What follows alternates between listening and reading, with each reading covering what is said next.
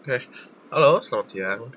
Perkenalkan nama saya Andika Sesa Priyatna, dengan NPM 411221000018. Di sini saya akan membuat video untuk UTS Kecakapan Interpersonal.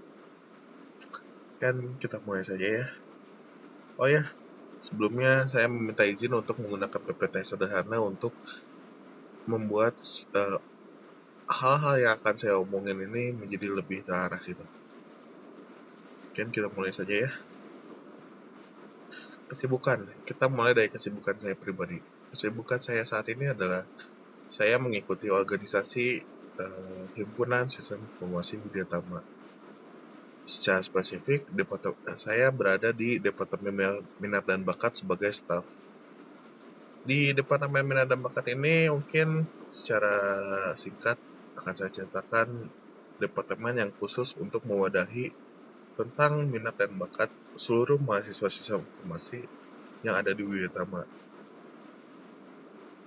Dan minat dan bakat ini sendiri lebih fokus untuk hal-hal di non akademik seperti olahraga dan kesenian. Mungkin seperti itu.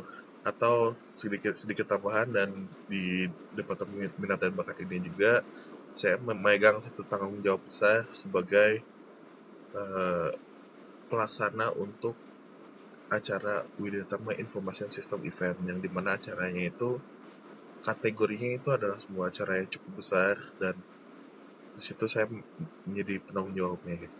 Mungkin seperti itu ya. Oke, kita masuk ke yang kedua, kelebihan dan kekurangan. Kita mulai dari kelebihan saya dulu.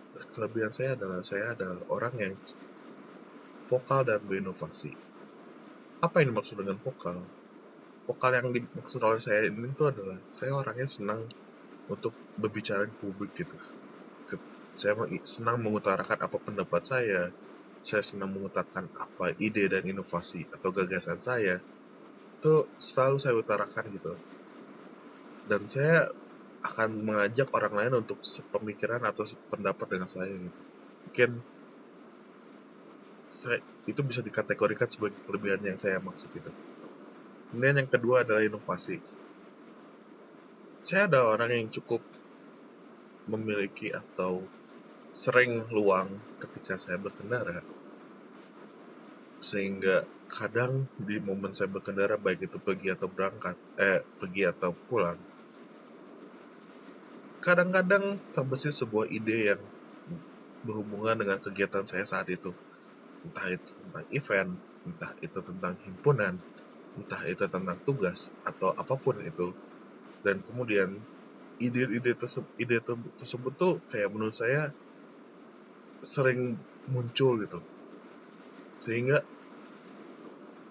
hal-hal yang membuat kerjaan saya seperti biasa saja, kadang saya berinovasi membuatnya menjadi hal yang lebih dari yang biasa saja, menjadi entah itu lebih menyenangkan, lebih mudah diselesaikan, atau mungkin hasilnya nanti menjadi lebih banyak gitu kan. Apapun itu, saya sering mendapatkan hal-hal yang tersebut mungkin beberapa kali dalam sehari gitu. Dan ditambah saya orang yang cukup vokal, sehingga ide yang sudah saya dapatkan tentu akan saya bagikan ke orang lain gitu. Dalam maksud saya akan mengajak orang lain untuk sependapat dan sepemikiran dengan saya gitu.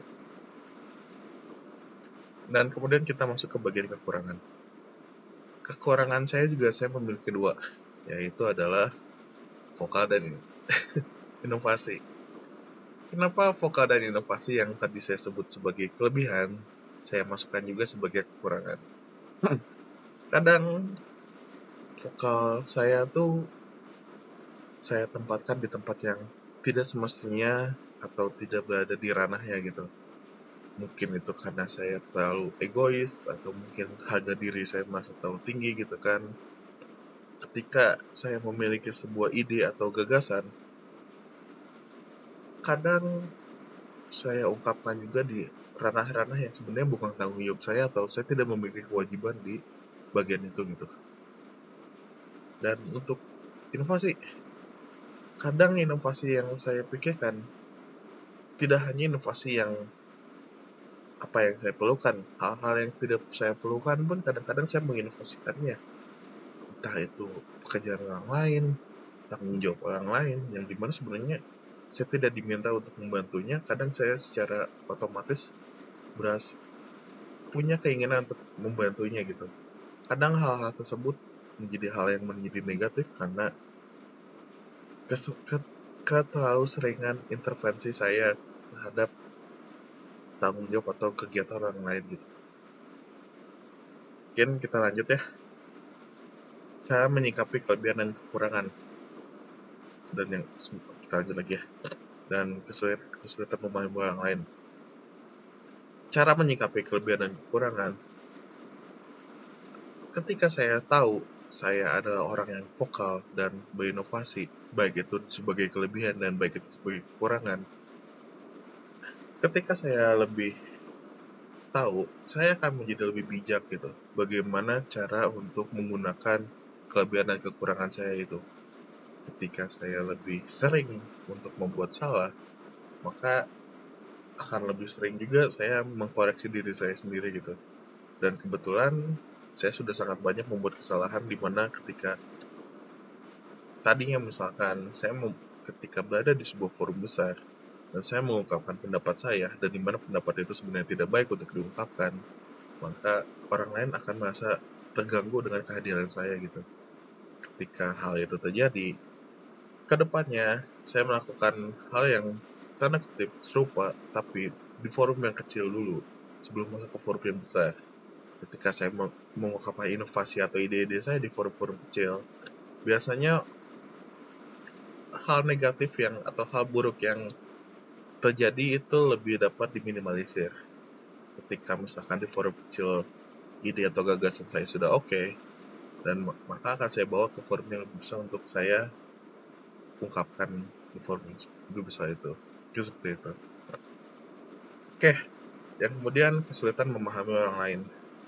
Di tugas mata kuliah kecakapan yang terpesona pertemuan 7 kemarin, ada tentang membahas personality saya, di mana tes tersebut baru saya lakukan dan ternyata saya baru mengenal diri saya sendiri tentang saya adalah seorang pendebat, yang dimana hasilnya itu adalah saya seorang INTP atau extrovert dan thinking. Kita garis bawahi di bagian thinkingnya ini. Kadar thinking saya sekitar 80-90%. Maksudnya gimana? Kebalikan dari thinking adalah feeling. Ketika saya menggunakan hati dan otak, saya cenderung menggunakan otak saya, atau lebih tepatnya logika. Ketika hal-hal yang saya hadapi tidak masuk kepada logika saya akan cenderung untuk melawannya gitu. Dan saya kurang menggunakan hati saya gitu, yang dimana maksudnya adalah empati. Ketika ada orang lain memiliki masalah atau memiliki suatu hal yang menyenangkan, kadang empati saya tuh kurang untuk bisa mengerti apa yang terjadi atau apa yang dirasakan oleh orang lain gitu. Saya selalu menilai segala sesuatunya itu dengan logika gitu. Apakah yang orang rasakan itu menurut saya mungkin seperti halnya dia sedang bersedih, namun menurut logika saya hal yang disedihkannya itu sebenarnya nggak perlu disedihkan karena itu bukan hal yang penting gitu. Namun berbanding terbalik misalkan dengan orang yang berempati gitu, bila ada orang lain yang sedang bersedih maka dia akan ikut bersedih dengan tujuan untuk menghibur orang tersebut gitu. Berbeda, ya cukup berbeda lah dengan saya gitu. Yang dimana kadang rasa empati itu tuh karena saya sangat kurang, saya kadang sulit untuk memahami orang lain gitu. Oke, tips dan trik berkomunikasi ini tuh sama dengan cara menyikapi kelebihan. Maksudnya gimana? Seperti tadi, saya sulit memahami orang lain. Kadar empati saya tuh sangat rendah. Dan saya juga tahu kekurangan kelebihan saya gitu.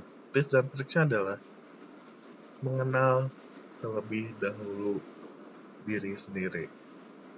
Karena mengenal diri sendiri adalah komunikasi paling dasar sebelum berkomunikasi dengan orang lain.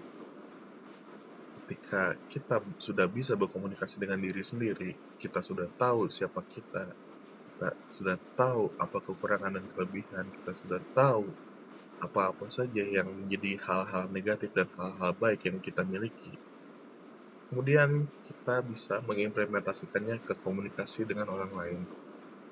Ketika misalkan saya tahu kelebihan saya itu adalah saya berinovasi, dan ketika ada orang yang dengan secara terbuka meminta untuk dibantu, maka saya dengan bisa menjadi garda terdepan untuk membantunya dalam bidang ide dan gagasan.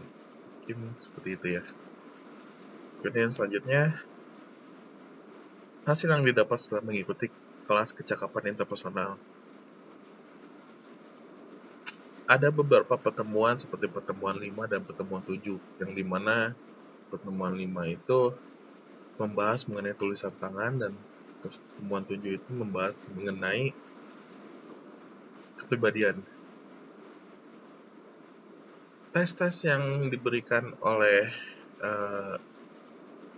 kecakapan interpersonal yang kemudian tesnya itu dijadikan esai untuk mengenal diri saya lebih, itu sangat membantu saya untuk menyadarkan bahwa saya adalah orang yang seperti apa gitu. Yang dimana saya sempat merasa bingung sebelumnya ketika apakah saya berada di ranah extrovert atau introvert gitu. Kadang walaupun saya bilang saya cukup vokal, tapi kadang saya tuh selalu merasa lelah gitu kalau berada di kerumunan orang terlalu lama gitu. Atau mungkin kalau bahasa anak sekarang tuh energi sosialnya tuh cukup rendah gitu. Ketika terlalu sering bersosial tuh kayak lelah gitu kan. Dan ketika hasilnya kemarin, walaupun hasilnya saya cenderung extrovert, ternyata kadar extrovert saya tuh tidak terlalu besar gitu. Atau mungkin 52% itu ya bisa dibilang masih tengah-tengah gitu. Yang dimana berarti kadar introvert saya adalah 48%. Hanya berbeda 4% saja gitu ya. Berarti memang normal saja gitu ketika saya orangnya cukup vokal tapi tetap membutuhkan energi atau mungkin kadar energi sosial itu tetap rendah gitu. Seperti itu ya. Bisa jadi hal-hal yang ternyata saya pertanyakan ketika saya sudah mengikuti kelas kecakapan interpersonal paling tidak sampai pertemuan 7. Saya jadi lebih mengerti tentang gimmick atau bukan gimmick ya, postur, raut muka, ekspresi, tulisan tangan, kepribadian gitu. Itu saya dapatkan semuanya itu dari kelas kecakapan interpersonal gitu. Mungkin seperti itu. Mungkin sekian pemaparan saya mengenai video untuk UTS kecakapan interpersonal ini. Mohon maaf saya menggunakan PPT walaupun cukup sederhana, tapi saya rasa tidak akan menjadi masalah. Mungkin itu saja. Terima kasih sudah menonton sampai akhir. Saya ucapkan wabillahi taufiq wal hidayah. Wassalamualaikum warahmatullahi wabarakatuh.